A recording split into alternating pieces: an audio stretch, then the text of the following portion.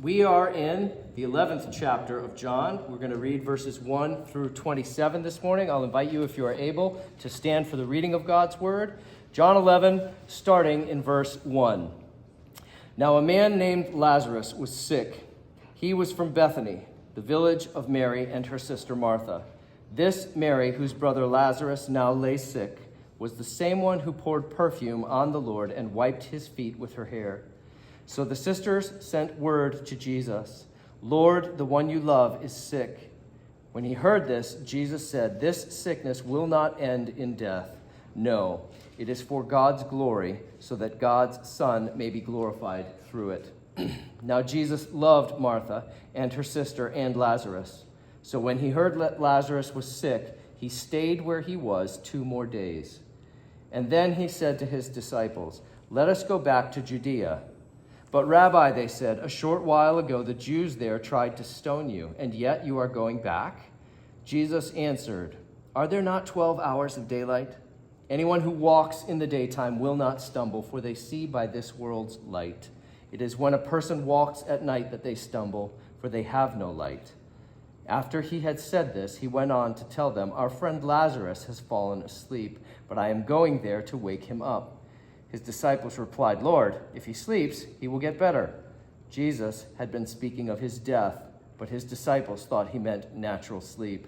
So then he told them plainly, "Lazarus is dead, and for your sake I am glad I was not there, so that you may believe, but let us go to him." Then Thomas, also known as Didymus, said to the rest of the disciples, "Let us also go, that we may die with him." On his arrival, Jesus found that Lazarus had already been in the tomb for 4 days. Now Bethany was less than 2 miles from Jerusalem, and many Jews had come to Martha and Mary to comfort them in the loss of their brother. When Martha heard that Jesus was coming, she went out to meet him, but Mary stayed at home. "Lord," Martha said to Jesus, "if you had been here, my brother would not have died. But I know that even now God will give you whatever you ask." Jesus said to her, "Your brother will rise again." Martha answered, "I know he will rise again in the resurrection at the last day." Jesus said to her, "I am the resurrection and the life. The one who believes in me will live even though they die, and whoever lives by believing in me will never die. Do you believe this?" "Yes, Lord," she replied. "I believe that you are the Messiah, the Son of God, who is to come into the world." And that is our reading for this morning, so you can be seated. This story of Jesus raising Lazarus from the dead is only written in the Gospel of John. It is not in the other 3 synoptic Gospels. It is possible that the writers of the synoptic Gospels left this story out on purpose. And as we read further along next week in the chapter, we're going to read that when Jesus raises Lazarus from the dead, the Pharisees and Sadducees are mad that he did it because it's a miracle that kind of elevates him. And they're wanting to shut him up and push him away and say, no, he's not from God. He's an evil guy. And so they decide they want to kill Jesus, and they decide also they want to kill Lazarus, because Lazarus is a walking, living, breathing testimony to the power of God at work in Jesus. And so it's thought by a lot of the biblical scholars that the reason why the synoptic gospel writers omitted this story is, number one, it was very widely known. This miracle was front page headline news for a long time.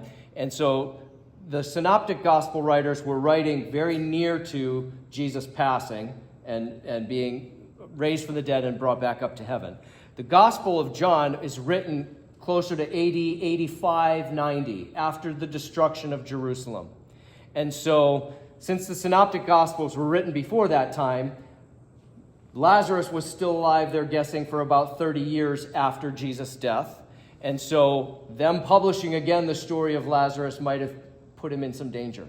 So that's a reason why some of the biblical scholars presume why the synoptic gospel writers didn't include this story. But John writes after the destruction of Jerusalem, and Lazarus is long gone by the time John writes his gospel, and this makes it in.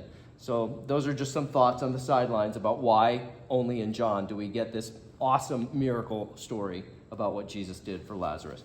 The players in this story we read in verses 1 and 2 Now a man, Lazarus, was sick. He was from Bethany, the village of Mary and her sister Martha. And we get the explanation of who these three are. They're brother and sisters. And it is thought that Lazarus is the youngest of the three. So little brother, Mary middle sister, Martha older sister. And the end of these two verses, the sisters say to Jesus, Lord, the one you love is sick. In verses 4 through 6, we read this. When Jesus heard this, he said, this sickness will not end in death. No, it is for God's glory, so that God's Son may be glorified through it. Now Jesus loved Martha and her sister and Lazarus. So when he heard that Lazarus was sick, he stayed where he was 2 more days. Because Jesus loved them, he stayed 2 more days. Jesus, we have seen his miracles. He could have just spoken a word. He didn't even have to go to Lazarus' bedside. He could have just said, Lazarus, be healed, from however many miles away he was from him, and Lazarus would have got up out of his sickbed and not had to taste death. Jesus had something bigger in mind for this family. And it's a trial that he's going to allow them to walk through. But the benefits they're going to reap after walking through this trial are huge, faith-building benefits. And I think this story of Martha and Mary and Lazarus, I think this is probably the single most often used story at funerals when pastors preach about God's position when we are grieving the loss of someone. And I wonder how many millions of hearts over the years have been ministered to by this story. I wonder how many grieving hearts have been comforted by it, and how many have grown in their faith by hearing the words Jesus spoke, I am the resurrection and the life. And I wonder, for Mary and Martha and Lazarus, there's this idea of treasures in heaven. The things that we go through on this earth, that we walk in obedience to God through, there's treasure stored up for us in heaven. And I just wonder whether this is like stock in Facebook or Instagram or something like that. Something on that level where Mary and Martha and Lazarus, when God brings them to heaven and gives them their full reward in heaven, whether this is going to pay so much dividends for them because of all the faith that's been generated from their story. I wonder how much blessing God is going to pour into them eternally in heaven for this, that he allowed them to walk through, and they walk through this by faith with him. It's a trial that he gives to them. But it's because he loved them. We just read it in these verses. I want to read to us John 15, verses 1 and 2. And it says this, I am the true vine, this is Jesus speaking, and my Father is the gardener. He cuts off every branch in me that bears no fruit, while every branch that does bear fruit, he prunes so that it will be even more fruitful. God allows trials in our life from time to time, and they are for our benefit. I'm very sure that the plant, when the pruning shears come to it and lop off the branches that don't belong, that's not probably a comfortable thing, any more than it's comfortable for you and me to go sit under the knife of a surgeon in that hospital down there and get something removed from my body that doesn't belong there, or something stitched up and patched up inside my body that needs stitching up and patching up. Sometimes the surgeon has to wound in order to heal. And I think God operates with us very much the same way. And these trials operate in our hearts very much the same way. They are the means by which Father God prunes away the things that don't belong in our lives and strengthens the faith that we do have and makes it bigger than it ever was before. In verses 7 through 10 of our reading this morning, we read that Jesus said to his disciples, let us go back to Judea. And they protest. They say, but just a short time ago, they tried to kill you there. And are you going to go back? They just tried to stone you, and you're going to go back? Jesus answered, are there not 12 hours of daylight? Anyone who walks in the daytime will not stumble, for they see by this world's light. It is when a person walks at night that they stumble, because they have no light. The disciples they've got a little angst going on. They know Jesus is walking right back into the hornet's nest. And they know that the Jews in Jerusalem want to kill him. He's going to be within 2 miles of Jerusalem if he goes to Bethany. And he's going to be within striking distance of the guys who want his life. And these disciples love Jesus. And they're worried about him. They don't want him to put himself in danger. And so they protest. And we see Jesus talking about light and darkness. That if you walk while there's light, you won't stumble. If you walk in the darkness, you will. This theme of light and darkness is woven through John's gospel. I'll read to you John chapter 1, verse 4 and 5. Right back at the beginning of his gospel, he said, "In him, in Jesus, was life, and that life was the light of all mankind. The light shines in the darkness, and the darkness has not overcome it." And then in verses 9 and 10 of that same chapter, "The true light that gives light to everyone was coming into the world.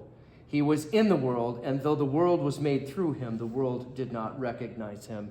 Jesus is very really the light of the world. And as he's speaking to his disciples here about light and darkness, there's a few more hours of light left in the day. That being a few more days left for him on this earth. He's getting close to his crucifixion, and he knows it. The darkness is coming when the light of the world is very really going to be removed from the world and brought back up to heaven. But they're walking in the light right now because Jesus is still there. And so until it's his time, he knows he can go and do this thing and not be in any danger. In verses 11 through 13, we read, "After he had said this, he went on to tell them, 'Our friend Lazarus has fallen asleep, but I am going there to wake him up.' And they replied, 'Lord, if he sleeps, he will get better.' But Jesus was speaking of his death, and his disciples thought he meant natural sleep.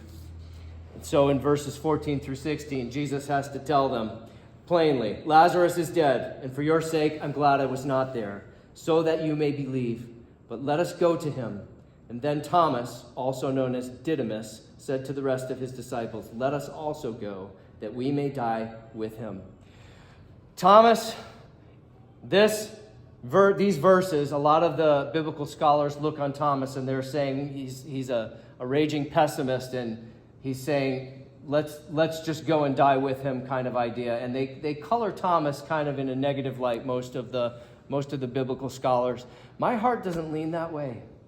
When I look at Thomas and his words here, I'm thinking Thomas loves Jesus.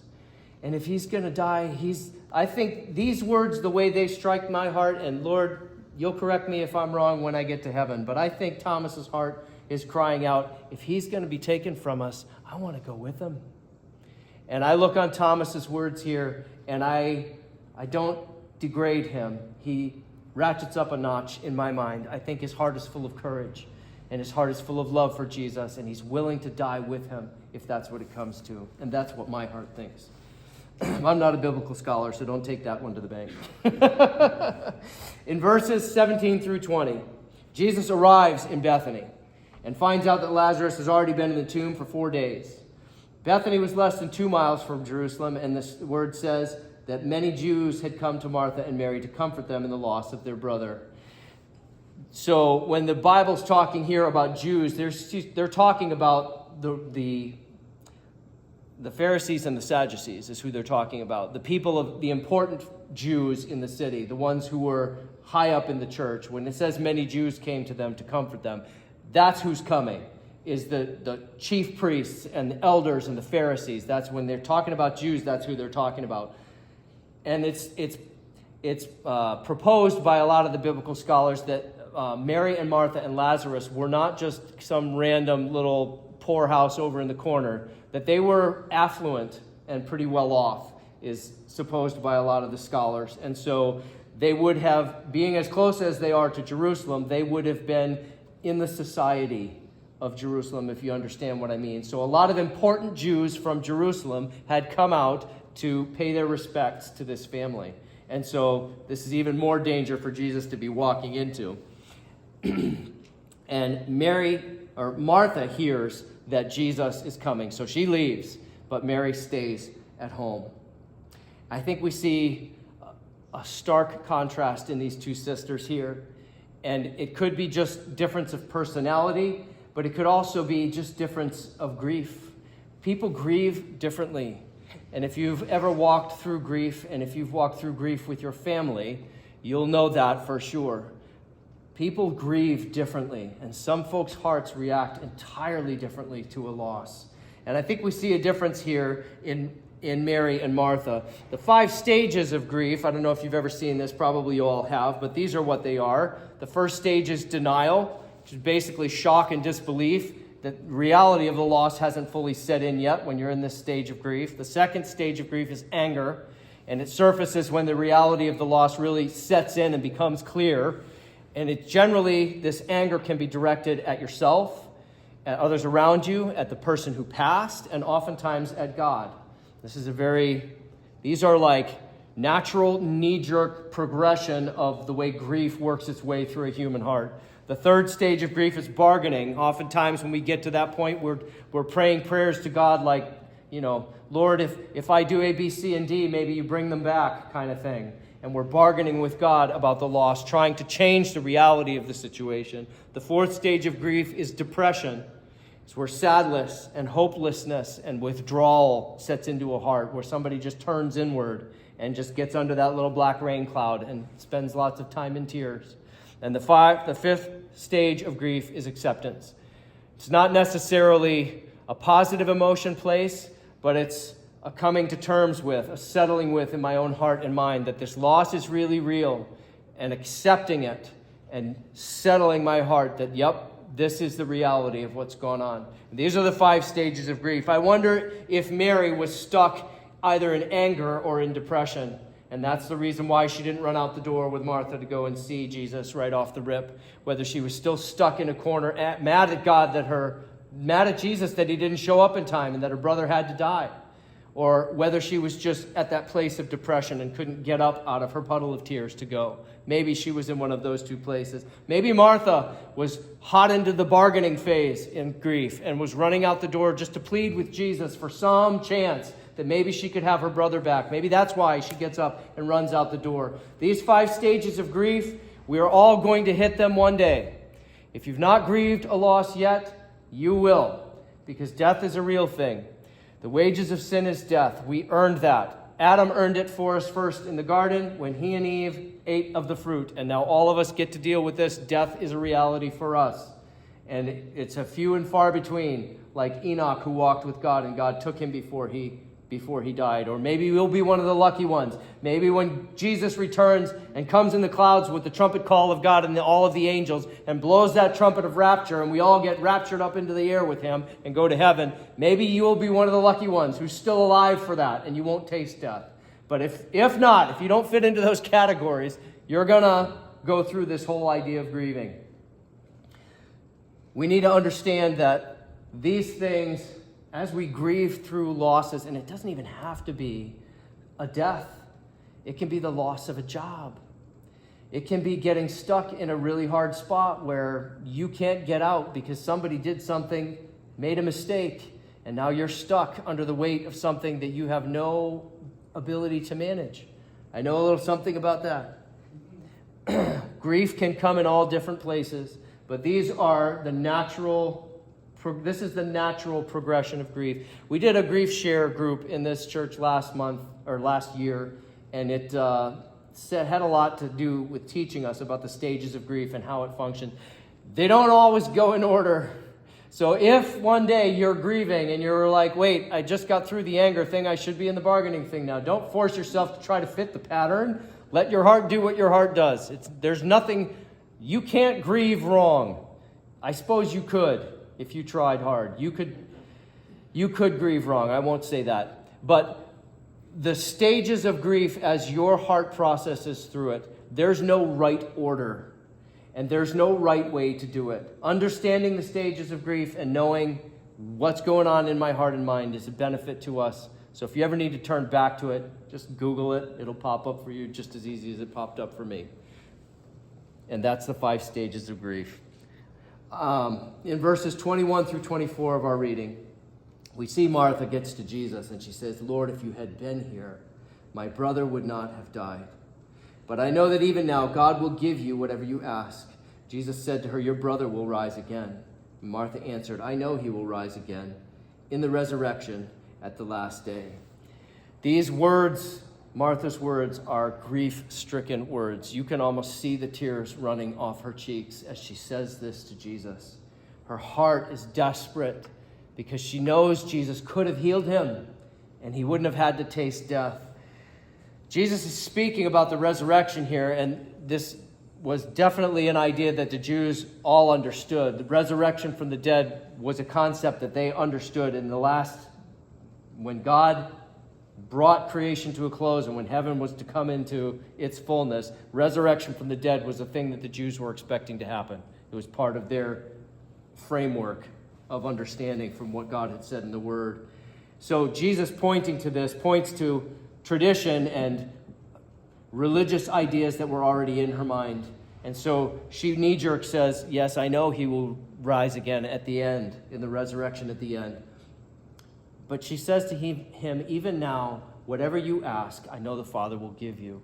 Martha believes that Jesus has the power that he could have stopped Lazarus from dying. She hasn't yet graduated to the point where she understands that Jesus has the power to raise him from the dead. What she's saying here is, if you ask the Father, I know that he will give you whatever you ask. She knows God can raise him from the dead. But she hasn't made that jump in her mind yet that power is in Jesus.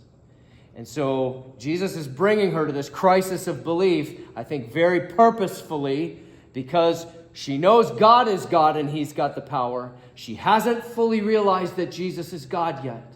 And this is a huge lesson for her to learn in this place, and she's going to learn it. We'll read about it next week. Because we're going to end with verses 25 through 27. Jesus says to her, I am the resurrection and the life. The one who believes in me will live even though they die, and whoever lives by believing in me will never die. Do you believe this? Yes, Lord, she replied. I believe that you are the Messiah, the Son of God, who is come into the world.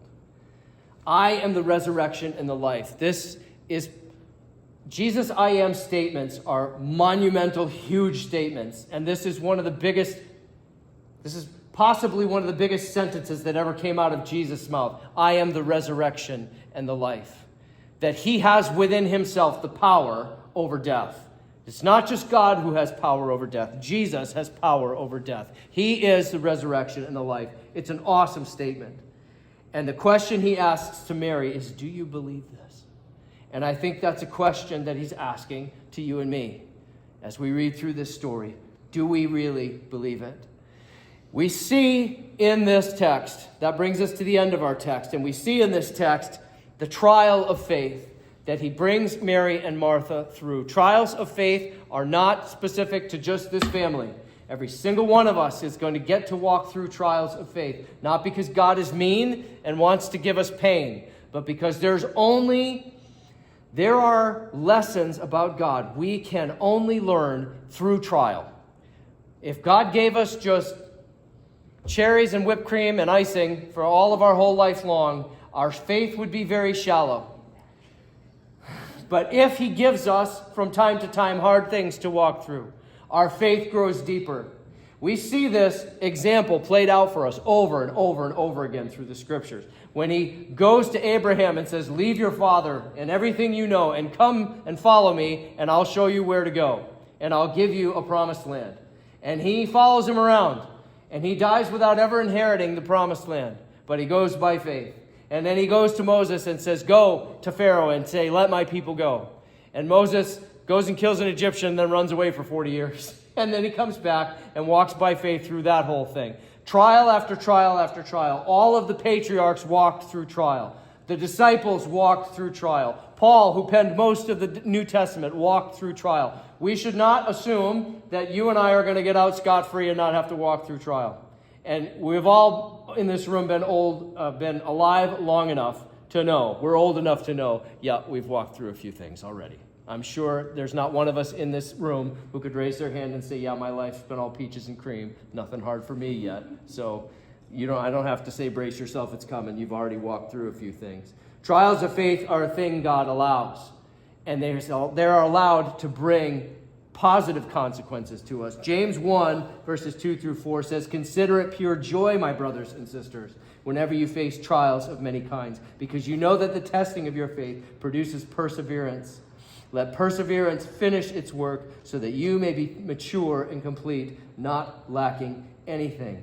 The trial brings the strength to our faith that we need. It's this perseverance thing we've got to get figured out. Because when I'm stuck in that trial and I'm believing God for something He's promised in His Word, and I'm hanging on by a thread at the very end of the last bit of my faith, that God is really who He says He is and He's going to do what He said He's going to do, if I hang on in belief and then He comes through, my faith grows, leaps and bounds in ways that it could never have grown if I didn't go through that test of faith. Job went through a huge test of faith, and we can read the book of Job. Everything was taken from him. His family, his children, his wealth, and his health, all in one fell swoop within a span of weeks. He lost absolutely everything. Job has some really cool things that he speaks in the book of Job. I'm going to just read a couple of statements of Job. Job 13:15, he says, "Though he slay me, yet will I trust him." In the pit of despair, at the absolute end of himself, when he's lost everything, Job says, "Even if he takes my life, I will trust in him." What a faith that man had. In the 23rd chapter, in verse 10, he says of God, "He knows the way that I take. When he has tested me, I will come forth as gold." How about you in your test of faith? Will you pass your test? Will you come forth as gold? There's a picture in the scriptures of the crucible and God being a refiner of silver and a refiner of gold. And when you refine silver and gold, you take that little crucible and you stick it in the fire until it gets white hot and that metal melts inside of it. And then all of the dross, all of the impurities go to the top and you can scoop the impurities off. And what you're left with is pure, refined gold or silver. The fire is not a comfortable place to be. It burns away the stuff that's not supposed to be there. It melts us to our core and refines us and makes us pure, but it's not a comfortable spot. In the 19th chapter of Job, in the verses 25 through 27, he says, "I know that my Redeemer lives, and that in the end he will stand on the earth.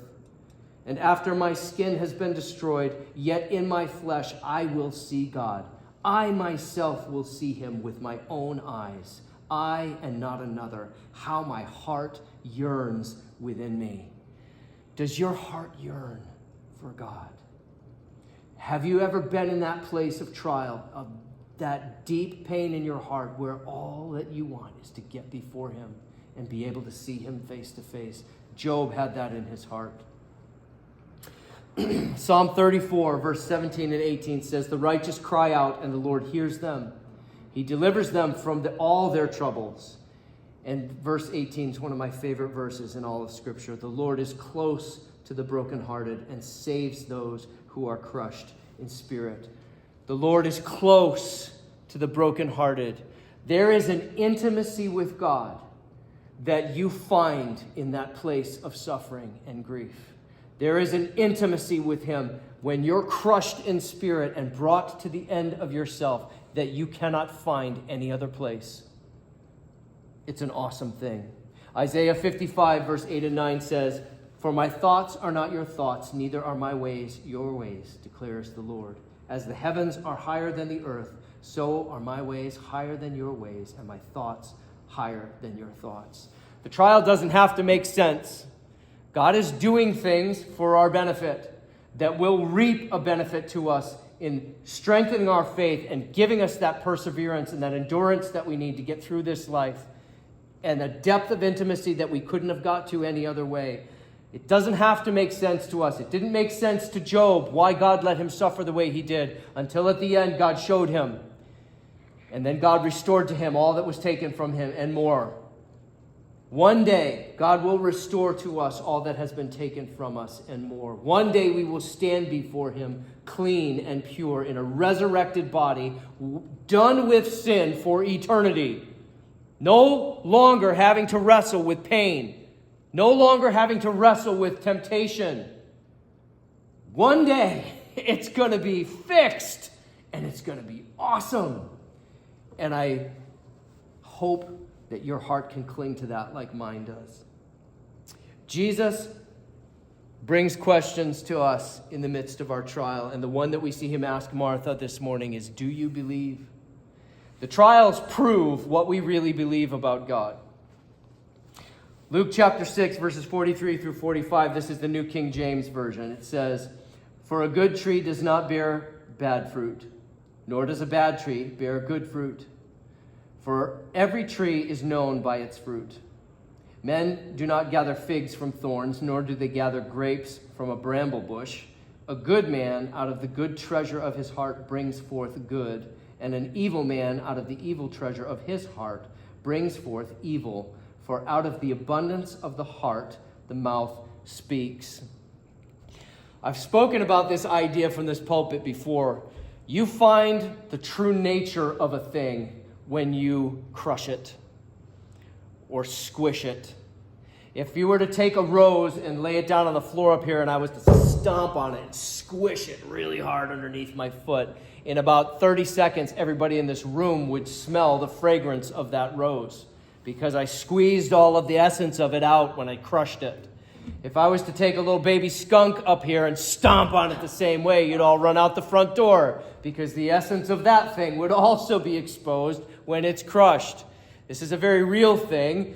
What's really in my heart comes bubbling to the surface when I go through trial. Just like the silver in that crucible. What's really in there, all of the impurities are going to bubble right to the surface. Just like that rose that I stomped on, what's really inside, the aroma of that is going to fill the whole room. Your true self is going to be exposed to you in the place of trial, and you will get to see what's really in your heart. And if there's faith there, that will be a blessing to you. 1 Peter chapter 1, verse 6 and 7 says, "In all this you greatly rejoice, though now for a little while you may have had to suffer grief in all kinds of trials. These have come so that the proven genuineness of your faith, of greater worth than gold, which perishes even though refined by fire, may result in praise, glory, and honor when Jesus Christ is revealed." The things we do and say in the time of trial prove the genuineness of our faith.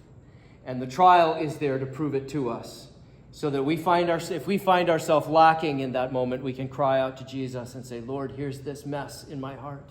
I need you to take it so that what's left behind is pure and good and full of faith and useful to you, so that you can take all of this mess that's in me and burn it out of me if you have to, Lord. I don't want to go through very many trials if I can help it. They're not fun. I'm in the middle of one right now. We had some mistakes made by our payroll company and some mistakes made by our CPA. And at the end of our taxes this year, the CPA looked at me and said, bummer, you owe $9,000. Like, oh, great. This is fabulous. And then in the midst of this last couple months, Tessa's job got ripped right out from underneath of her by no fault of her own. And so we went from 2 incomes to 1 income. And so I've hinted at the fact that, it's been interesting for us financially for the last couple of months. And we just sat down with the CPA finally yesterday. I started this process in April. It's been almost 16 weeks. And the first person that I talked to kind of was ducking and dodging and not answering emails and not answering phone calls. And I finally got on the phone with the supervisor a couple weeks ago and said, listen, it's been 12 weeks and this should be done by now. Because if this had gotten done in April, then maybe I wouldn't have the IRS auto-debiting $400 a month out of my checking account, which I don't have to give them right now. So I've been reduced to this place where when I wrote my tithe check and put it in there this morning, I know, Lord, this is how much I have left in my checking account. And talk about getting through this week by the skin of my teeth. But it says in the book of Malachi, test me in this. Bring the full tithe into my house and see if I will not throw open the floodgates of heaven and pour out so much blessing that you can't even contain it. And so, okay, Lord, here it goes. And by faith, put your money where your mouth is, preacher. Here I am at a trial of my faith that's gotten me whittled down to a place where I was in stages of grief Because when he told me yesterday that the preparation fee for my taxes yesterday was $790, I'm like, Lord, I didn't have that. And now this week gets really, really tight. It was tight before. We can, in these trials of faith, turn our back on God and go the other way. Say, you didn't come through for me. And this is too far. I can't hang on any longer. Or we can hold on to that last little teeny little thread of the end of the rope of my faith and say, I'm going to trust you. And write the check anyway. The way we walk through these trials determines a lot. Says a lot. But what's really in my heart? What do I really believe about God? They can be financial trials. They can be the loss of a loved one. It can be the loss of a job. It could be, name your trial. Loss of your health. A diagnosis from a doctor that says things that you didn't want to hear. What is your trial? What is it God is allowing you to walk through? He's not giving it to you because he wants to hurt you. He's giving it to you because he wants you to reach your hand up to him, just like Peter did when he got his eyes on the trial, on the waves around him when he was walking on the water and started to sink. When you start to sink, look back up to Jesus and reach your hand back up and say, Lord, you're the only one who can save me. And in that moment, expect his hand to slide into your hand and expect to feel his presence with you and expect your faith to be strengthened to the point where you can walk through it and expect to find an intimacy with him that you would have never found any other way than walking through that hard thing. And so the application of all of this, after reading through all of these things this morning, goes in these 3 points. The trials will come. Every one of us is going to have to walk through them. John 16, verse 33 says, Jesus says, in this world you will have trouble, but take heart. I have overcome the world. None of us is going to wiggle out from underneath of it. Every single one of us is going to have to walk through some hard things on this earth. That's just what we're in for. Point number 2. Jesus is with us in the trials. This morning, he actually went to Bethany to be with Mary and Martha, to comfort them in the loss of their brother, and then to raise him from the dead. We'll get there next week. Right into the hornet's nest, right into the danger zone. Have you seen that painting on the internet where Jesus has got the little lamb like this and he's holding back the wolves and there's like 3 of them trying to jump over his shoulder to get the little lamb that's in his arms? Awesome painting. Awesome painting. If you haven't seen it, type that in. Jesus, lamb, wolves. And look at the picture that comes up on the internet. The guy who made that picture, God bless him. What an awesome painting that is. But I see that Jesus comes to us in our trials. We see it this morning. He comes to Mary and Martha to comfort them in their loss. And he gets into the grief with them. It's this chapter where it says Jesus wept. Jesus allowed his own heart to feel the grief of the loss of Lazarus, and we'll read that next week too. He comes into our trials with us. He doesn't just boot us out the boat and expect us to do it on our own. He wants to walk through it with you. So reach out your hand and take his. And the third point, the trials are allowed for our benefit. We read a bunch out of 1 Peter and about James about how it proves the genuineness of our faith, and it works perseverance in us and strengthens our faith. It increases our intimacy with God. So when the hard things come, don't get all puddle glum in your heart and turn your back on God and say, well, forget you. You're letting me go through something hard. I don't like you anymore. Drill yourself into him. Drive your head into his chest. Curl yourself up in his lap and cling to him and say, Daddy, I need you. This is dangerous. This is hard. This hurts. I need you. And find that intimacy with him in that place that you can't find anywhere else. Expect him to be there with you. He will be there with you in your trial. That's why he allowed it in the first place. And that is all I've got to say about that.